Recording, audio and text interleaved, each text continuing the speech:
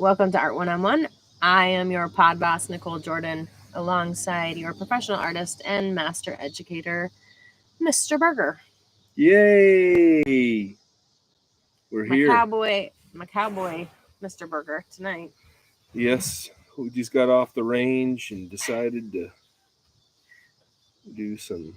What is you're dressing like it's winter for one. I brought my sweatshirt because Well, it's starting to get closer to the fall time. It is. It's a little bit cooler at night, but the skeeters get out and yeah, I might. They throw me off a little bit, so I dress for the whatever. You dress how you want to feel. Like you dress. I guess how I want to feel. Well, you dress like according to what mood you're in, is what I should say. Like last night, we went out and had a fire pit. We did. And you went in and changed your clothes and put on all this stuff because you wanted to like feel a certain way with your cigar and your hat and which you don't need to, kind of something I love about you. You don't need to tell stories out of school about how I dress or what I do. I'm pretty sure we talk about a lot of things, so I think it's okay to talk about your dress and you smoking a cigar. I don't think that's okay. I think that's well, I'm all about the truth, Michael. I mean, Mr. Berger. I'm all about the truth. Mr. Berger to you.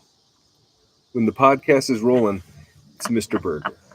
You don't look like Mr. Berger right now. What do I look like? I don't know. Cowboy Bob? I don't know. But we do have a beautiful night. It's crazy that we've got 70s during the day. And I'm going to adjust this. It's beautiful. Again. So I made you come outside. So we'll probably have to deal with dogs and birds and rocket ships and locusts. God knows what is going to happen. The locusts. I'm sure you can hear the locusts. That's part of the ambiance. Yeah. It wouldn't be the prairie if we didn't have all of the critters. Yeah. If you only knew, we're just in the middle of a city. So, anyway, off we go into the wide world of art. And the pod boss is leading the charge. Yeah. So, lead away. Well, quit wasting time. Oh, okay. Well, because we're mixing stuff up, I don't really know where to start today, but I think I'll start with Journey into the Archives, just because that's the easiest. And Journey into the Archives. Yes, Journey into the Archives. And this is a live, usually I have a little thing that goes up, but today we're live, so you don't see the little thing. Yeah, so we're going to start by talking about one of your videos that you posted about 3 years ago. Now, I have never heard of this man, James Van Der Zee. James Van Der Zee, a prominent photographer. Yes. From the Harlem Renaissance. That is correct. He's, I like his work. He was a photographer during the Great Depression, which I thought was interesting. And it talked about how he did a lot of like side jobs to make ends meet. And well, recently I acquired some photography things from a family member of mine. I'm not going to go into all the specifics of it, but a family member of mine contacted me and said, "Hey, I got some photography stuff. Maybe you'd be interested in these things." And absolutely. So it was a really nice treasure trove of things. It was good to catch up with people, but also kind of a nice,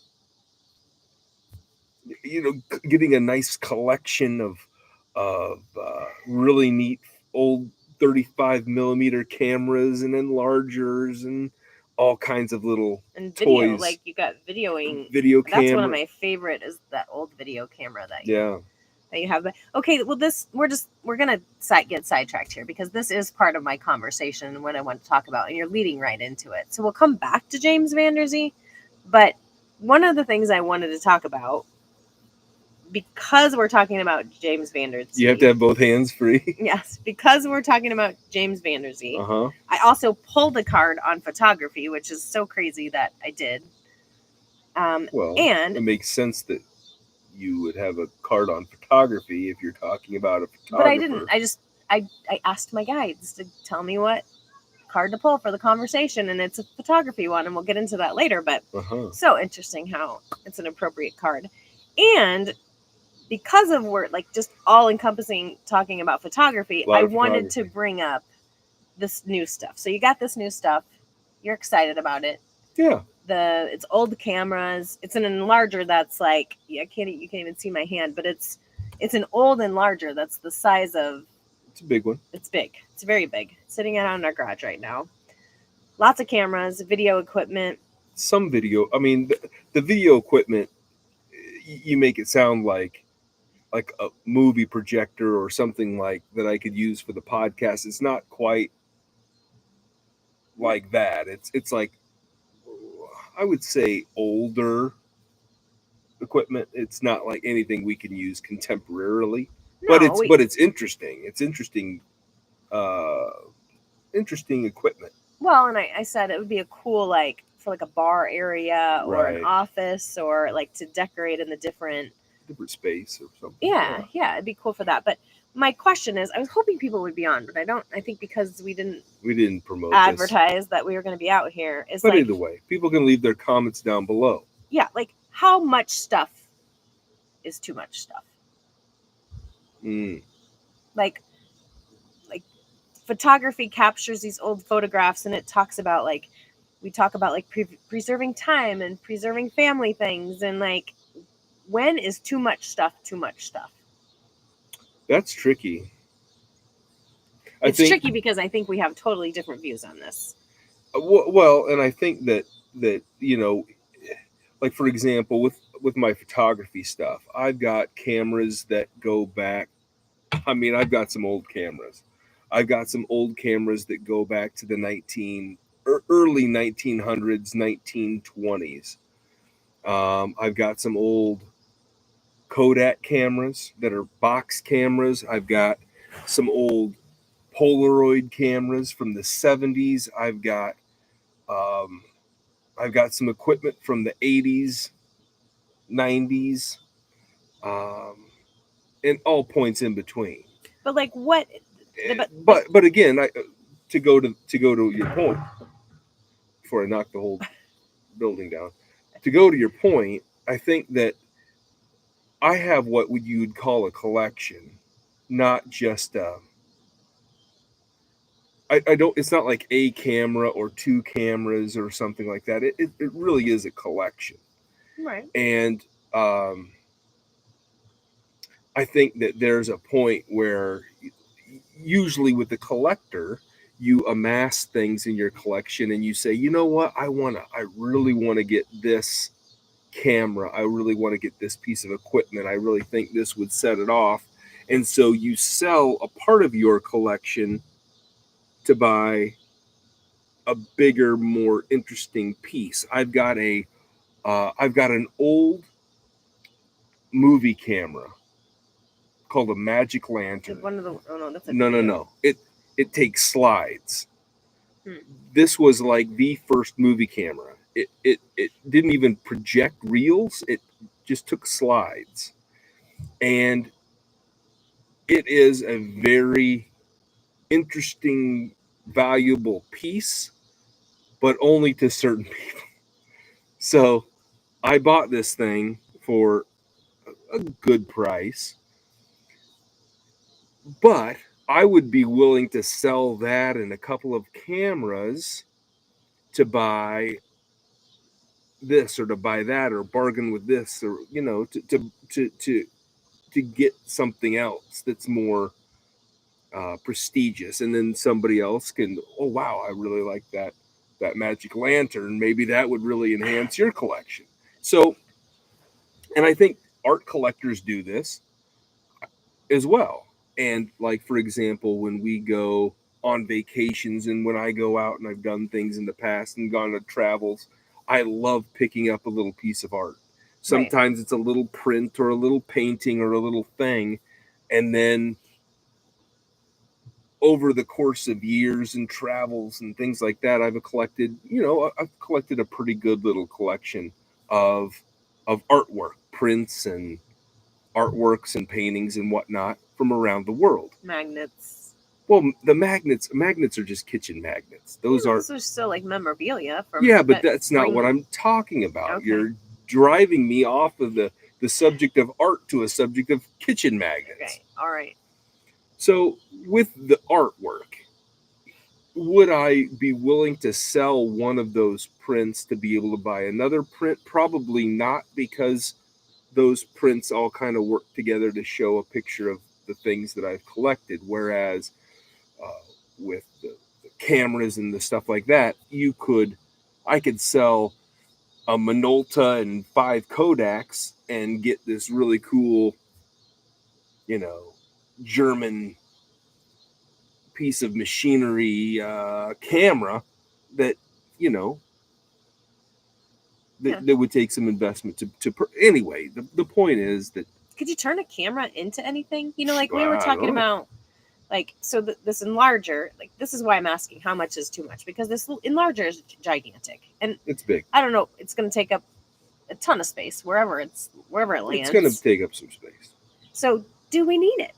I mean, do you, like, with me and my grandparents have all passed. I have kept like 1 or 2 things from each of them that are valuable to me. Right. And so they really have these things have no value. Yeah. No, there was sentimental value. Definitely. I chose them based on the sentimental value of them versus actual value. Yeah.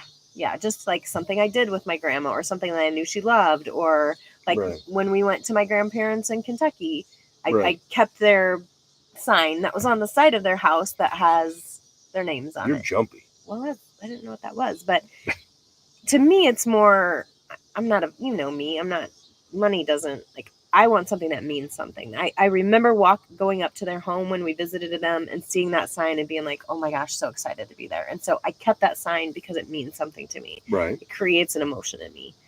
But you have like 10,000 things from here and there and this person and that person. And it's like, at one point, is it too much? Well, you also have to remember, you've kept a couple of things from your parents. Yeah.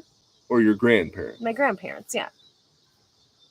And your parents are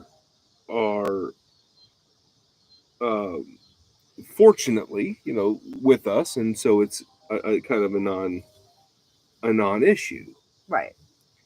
And so in terms of things that you have gotten from them, right?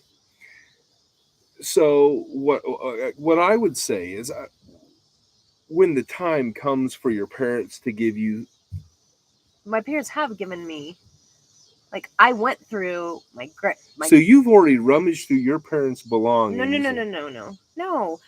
For my grandparents that have passed. I know I'm not talking about your grandparents. I'm talking about your parents. I would do the same thing with my parents. Your mom, your dad. Yes, I would do the same thing. When they pass, I will keep a few things that are valuable to me and that really have meaning, but I don't feel the need to keep 40 things of theirs in a storage space that's taking up space that I'm never going to pull out of there until I pass it on to my kids, and they're going to be like, what the hell do I want this for? Well, and again, for me, but you want to be able to give your kids the option, don't you? Of having my parents' stuff? Yeah. Yeah, they'll do like I did with my grandparents. Like, precisely. Yeah. And you have 3 kids, and so you're keeping things that could potentially go to one of the 3 kids or get sold off or whatever, right? They're not going to want they didn't know my grandparents. That's not what I'm asking you. With my parents, it'll be different. They'll be with me and pick That's not what I'm asking you. Okay, what are you asking me? I'm asking you, you're keeping things, and all those things that you have collected will go to one of the 3 boys, and if they don't want it, then it will get sold off or thrown away. That's what will happen when my parents pass away, yes. Not talking about that. Listen to the words that I'm asking you. This isn't a hard concept. Mm-hmm. I think this is you should say this to yourself, but okay. You have collected these things from my grandparents and your parent, all of the things, I have not collected anything from my parents. My parents are still alive. So I don't have anything of theirs. But that's the goal. Eventually, when they pass, I will keep a few things of each of theirs and let the boys pick. And that will go to the 3 boys. They will pick what they want as well. Never mind. Yeah, we're different. Just move along with the conversation, because this isn't going to go anywhere but a dead end. Well, okay, so that brings me to why do you hold on to these things? Like, you have so much stuff. Again, and I have very little. I can't explain it to you because I can't get to the segue of the thought process. But here's my thought process. I don't have 3 kids. I have 4 kids. Mm-hmm. And so not only am I keeping things, or have I kept things that belong to my mom and my dad that I want to keep, but I'm also keeping things that belong to my mom and my dad because I've got 4 children and they might want something from their grandfather or the grandmother. But Brooklyn and your 2 kids can choose, like, if they can do that now. But they don't. My daughter, she has gotten things. She has a house. She is established. She's in her mid-20s, and she's got her ability to look. If you want this, take it. And I've given it to her. My oldest son is still in college. He doesn't have the house or a means to say, hey, look, this is your stuff. I've got 2 children that are not hardly even in elementary school. One of them is starting kindergarten. I can't very well say, hey, here's your grandparents' family heirlooms. Go ahead and pick them out at 6 years old. Have you asked them if they will want? At 6 years old, I don't think that you're going to have the capacity to even think about, geez. You are so hard to communicate with sometimes. I'm talking about your older kids. Have you talked to them about that yet? To some degree. And they want that stuff. They want you to hold on to that stuff. I don't know. I don't know if they want me to or not. I'm just doing it out of the free goodwill of my charitable heart. That is not. This is my point. It is. Oh goodness. Good. It is. You had a stroke there. No. It is specifically you drink of for water? you. It is not about them. This is about you. No. This is about you wanting to hold on to that stuff and you wanting to. Which the reason why. To some degree, you're right. I mean, when, for example, when my grandparents on both of my parents' side, when they moved out of their homes and things like that, there were little things that I had collected of them. I've got a little box of from my Grandpa Berger. I've got a little green box of saw blades that go to a saw. Okay. So those saw blades, the little box and all of that, it reminds me of my grandpa's workshop and all of that, and they have no real value. No, I mean, they do. I'm sure it does have some value, but it's more like a reminder of my grandpa's shop than it is about value, the saw blades that I've collected. This here, my Grandpa Bailey. It was his. He blew his nose on this here handkerchief. I did. And now I wear it as an adornment on my head. My grandfather's snot is decorating my head. But the point is, like, it's little things like that I have received or collected. You probably didn't even know that that's where this came from. No, I didn't. Yeah. Well, and my point is it about like photography, for example, is about preserving time and like pictures of things and like the essence of that time in history and what was going on? Or is it more about the sentimental? I think with the photography stuff that you collect, it is definitely more on the, capturing that, remembering what it was like during that time frame. But that is a good question. I want people's opinions about like what we could do with some of those cameras that would be fun. Like there's got to be some cool. Well, when I had my art studio quite some time ago, I had this huge shelf, and I had my dark room lights, and I had. Was that in this video? I feel like it was in this video. You had like a dark room sign in the back of this video. Yeah. Of the James Van Der Zee video. Actually, that I watched. yeah. That's a lot of the pieces of my collection. At that. You can't see much, but I can see like the darkroom sign. Yeah, there's like a darkroom sign, and I had like a lamp that went into it, and I could flip it on and off. And I had some dark lights, some safe lights that are kind of a red light. I had just the various pieces and parts that go with it. Let's see, can I? Anyway, I turn that up or down? I don't know. I'm not turning it either way now. I'll just leave it in the middle. I'll just leave it alone. Obviously, we're picking up some level of. I mean, we're picking up the microphone thing. Okay, let it be. But I feel like, oh my gosh, I don't know.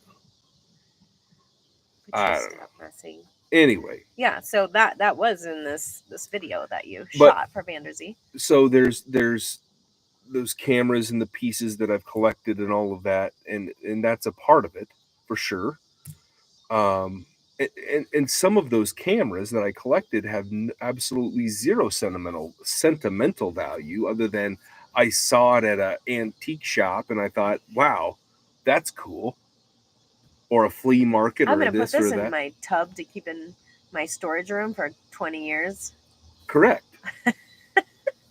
and now, I have I probably have a Rubbermaid box that's I don't know how many square feet it is, but it is packed full of cameras and camera gear. And I have this week added to that probably by, I don't know, maybe 10%, but it's, yeah. When you add to a collection by 10% overnight, I mean, that's substantial. My question to people would be like, when you have differing views of you that wants to keep everything and me that wants to keep very little, like, where do you meet and where do you draw the line, and what is enough when it comes to like, how do you compromise on those things? Because we have such differing views of like, and I love preserving things, and I love like furniture wise, some of our furniture is from family. And here's I guess where I would come up with the compromise. I don't necessarily need to keep everything, but there are certain things that I have chose, like my dad's last camera that he bought. Like, do I need 10, 20, 35 millimeter cameras? I don't. But do I have 50, 35 millimeter cameras? I do. Do I have some cameras that you can't even buy film for? Yep, I do. Do I need them? No. But I would be willing to part with some of those things if the right, like I said, you give some things away to collect other things. If there was like, okay, you can downsize these things, but you can take the proceeds from those and you can buy one really cool, like, boom piece, like a showcase piece, or another piece to another collection. So that's what I have to do to get you to let go of it. I think that some of the stuff. Of course, I'm not wanting you like your dad's camera, and that doesn't. It's just the 40 other cameras that you have with it that. But again, like what the hell are we going to do with these? Yeah. Yeah. I mean, you're not wrong. I mean, like I said, it's not practical to have a huge number of 35 millimeter cameras or other large format cameras that I have, or a magic lantern. What the hell are you going to do with that? Other than, again, my big goal was, this is kind of like the big dream, was at one point in my life, I was going to put in multiple homes that I've lived in, I was going to put in like a movie room. And what I wanted to do as an entrance into the movie room was a display of memorabilia. So I was trying to look at collecting memorabilia as a photographer and a student of photography and a teacher and instructor of photography, teaching high school to college and all of the things that I've done with photography. I wanted to keep this, I have some cameras and projectors and various, whether we're talking about movie cameras or what movie still cameras, right? Just a wide variety of stuff. And again, my idea was I want to put those things on display in the entranceway to this movie room type space. And I had a house 15 years ago that I was going to convert a bedroom into this type of space. I ended up not converting that space. And then it was, there's that. Not going to do that. Changed gears. And then over time, it was like, oh, well, that's still a possibility or an option. And so I haven't quite given up on that idea of a movie type room type space where then I could display some of these pieces. But again, how do you practically display 50 some cameras other than somehow putting them, basically turning a wall into a, and that would look into a camera. Chaotic. Yeah. That would be, that would be, taking all the cameras and turning it into one big camera. No. Turning it into like a collage of cameras. Right. Yes, using all the little ones to create a big one. No. Okay. I don't know what you're saying. So I take a camera. Yeah. And I mount it on the wall. Uh-huh.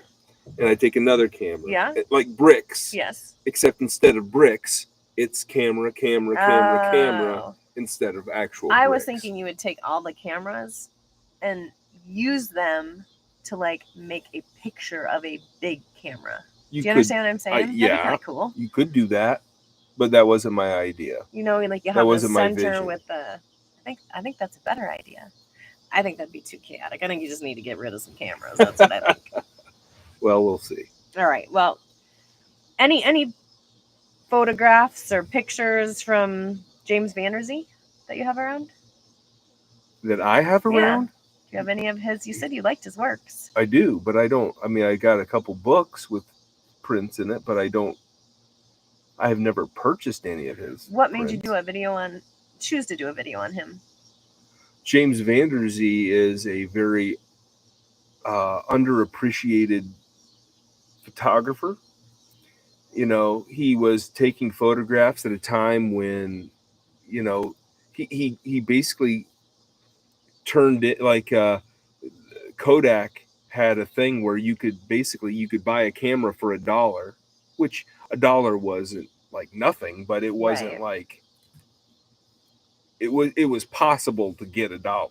Yeah. But it took some work to get $1. And he won his camera. And he won it. Which is funny and interesting. And so anyway, he ended up getting this camera, and then you could exchange them for more. So back in those days, cameras were a little different than they are now. You exchanged your camera. Like you could upgrade like you do your phones? No. It's like, so you buy your first one, or he won it. But anyway, you get your first camera, and you take the pictures on it, and then back in the day, you'd had to take the film out to develop but the film didn't come out of the camera. You couldn't take the film out of the camera.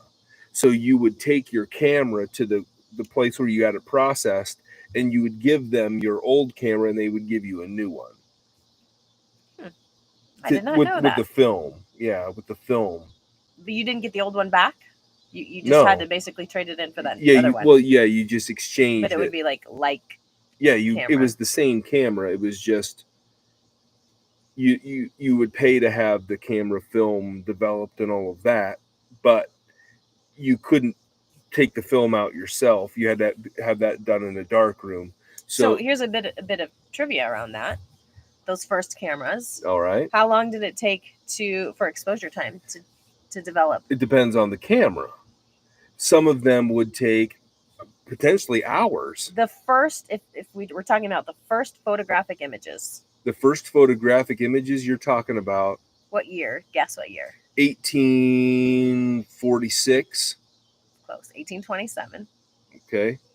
And required how many hours of exposure time? Yeah, I would say, depending upon the light and all of these other variables, I would say you're looking at about 4.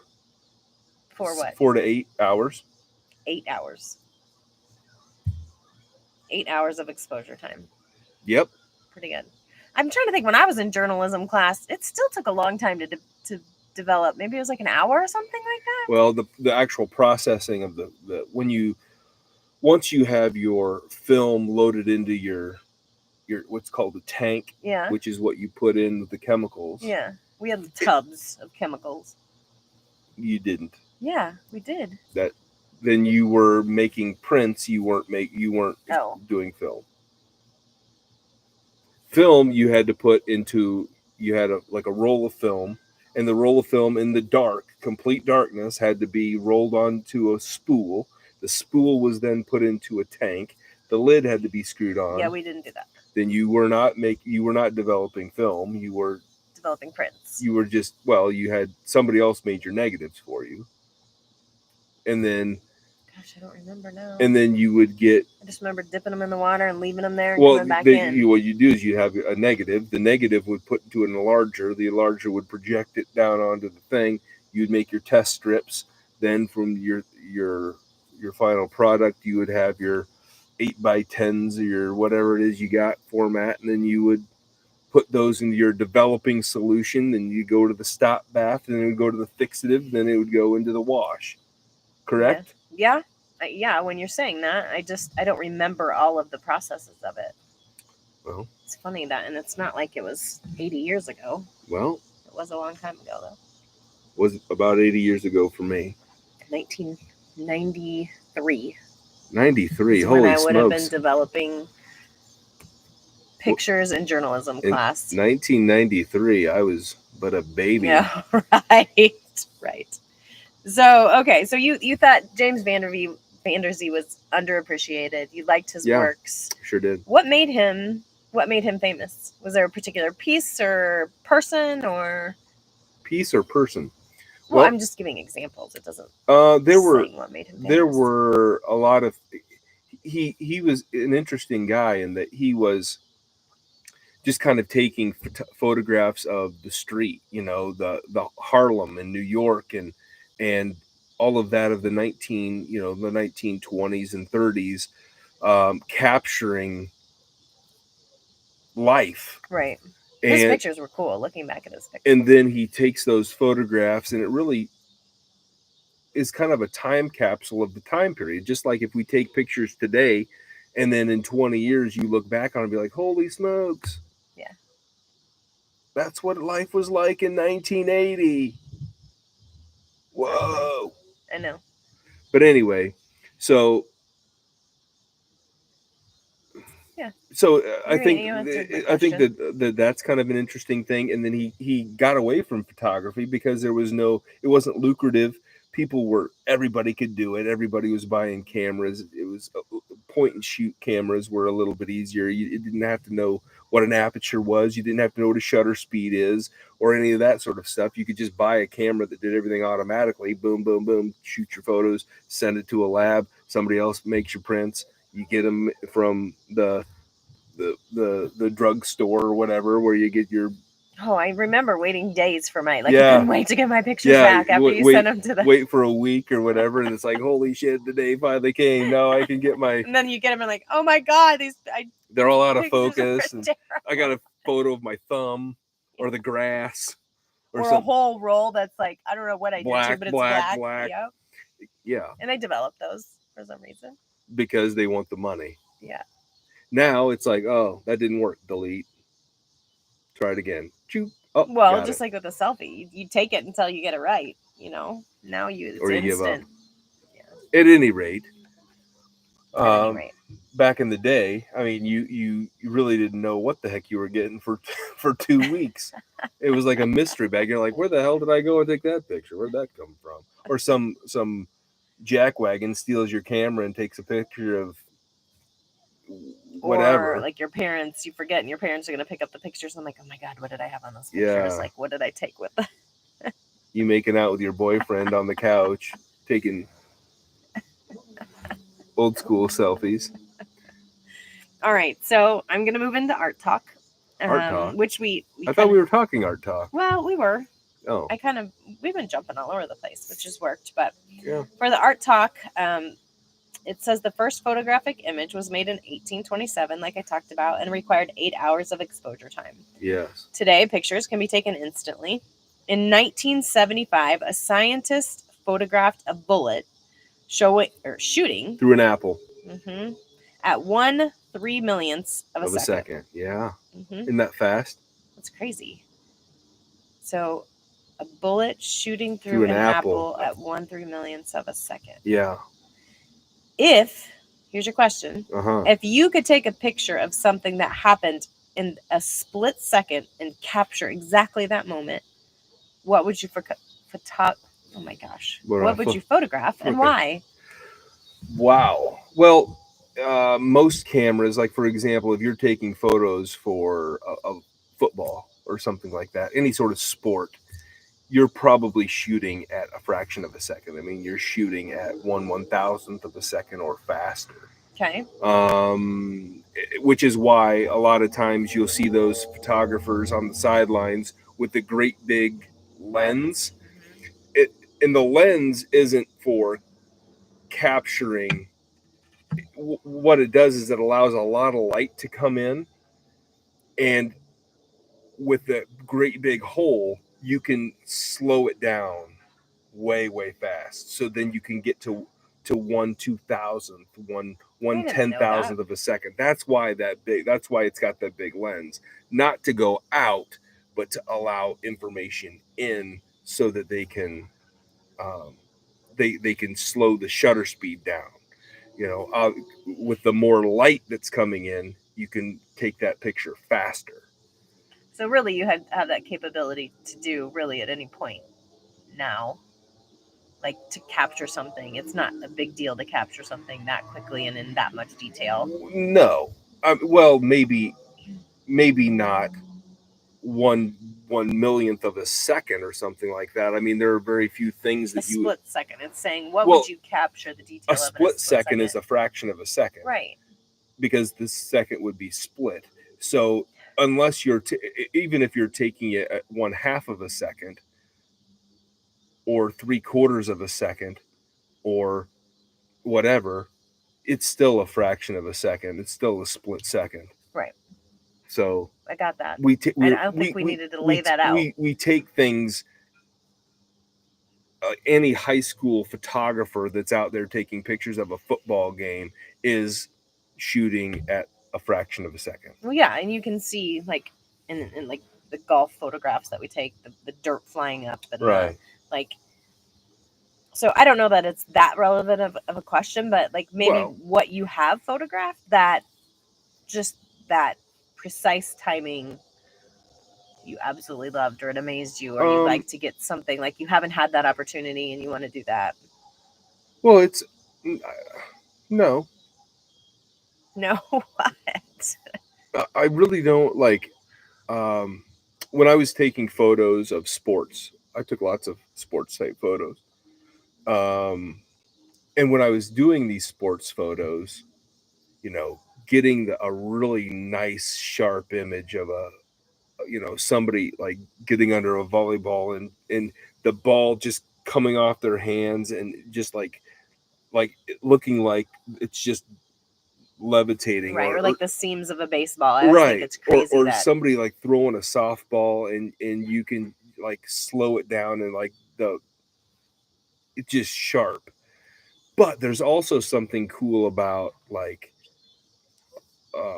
in a wrestling move or something like that, and somebody's doing something like a big throw or something, and you can see that the motion of their feet coming off the ground, or the progression of right. So it's got what is kind that of called when you do that type of. It's just the shutter speed. No, but there's a thing that if you click, it does like pictures right in a row. Oh, I don't know. You know what I'm talking about? I know. Don't you? I think I know. Like you can just take like a burst. Of That's photos. what it's called on the thing. A burst. And it's a burst. But that's not necessarily. That has nothing to do with the. I'm just saying shutter it takes speed or like, aperture, but or the setup of the image itself. But again, like you can do some really cool stuff with that. But anyway, to the point, sometimes, I mean, depending upon the effect, having some motion in the shot is kind of cool, but also having this really crisp, sharp action is also cool. And I have an appreciation for both. What is there one that you can think of that just you caught that exact precise moment where, like, you just amazed yourself at your ability to do that? Yeah, I mean, there are some photos that I've taken that are really, that I was really impressed by in the moment, but they're not coming to you now. No, I mean, you take those things, you put them in a yearbook, or you put them in a publication, you sell them to I used to sell photos to newspapers and things like that. So I've had my photography published in magazines and newspapers and all kinds of things. I've had my photography in promotional ads for very large corporations.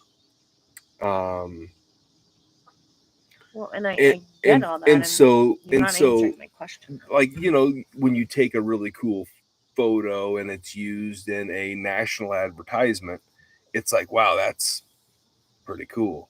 At the same time, the taking a photograph and it being printed in a nationwide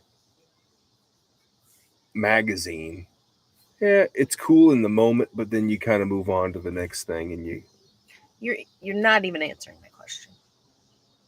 Okay. I just ask if there is a specific photo that, like, you captured something, and you said you got on to, like, oh no, but I've done this with this. And that. I've captured some really cool to answer your question. I've taken some really cool photos, but they're cool in the moment, and I move on to the next thing.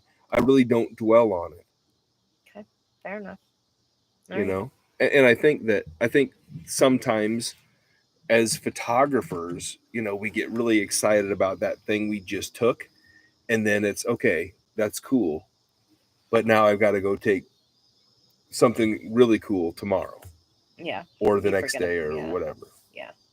The thing and it's not with the timing of the cameras, it's more the camera capturing the light, but the pictures that people have been getting of the northern lights, like up in Minnesota. Right. Oh my gosh, lately. It's just unbelievable. Like, I would love at some point to go up there and be able to be in the moments where those are. I just feel like that's so. It feels like something that's out of a movie that I would never be able to. Mm-hmm. Have you experienced the Northern Lights? I haven't.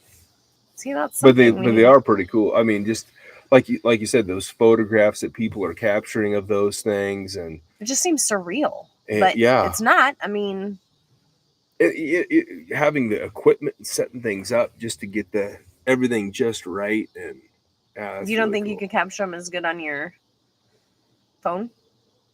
Do you think you would have to have certain equipment? I think if I was shooting with my DSLR camera, I could capture a much better image because I can adjust the aperture, which is the hole that the light's coming through.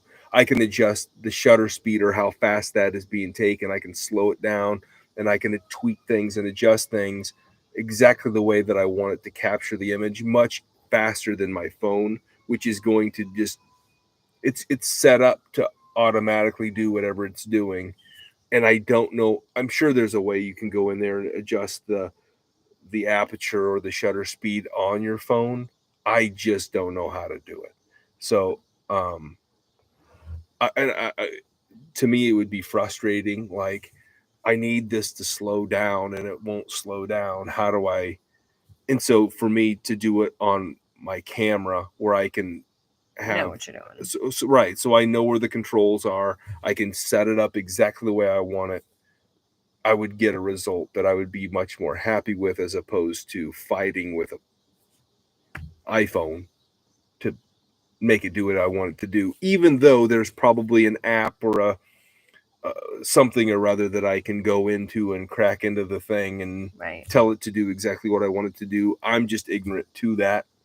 So I'm trying to think, like, you know, when we look back at these black and white photos and like where they were and whatever year that was that he was during the Harlem Renaissance and the Great Depression, like the difference in pictures now until then, and then fast forward from where we are now and what I feel like things are going to be like 3D. Like you're going to have these pictures that encompass 3D.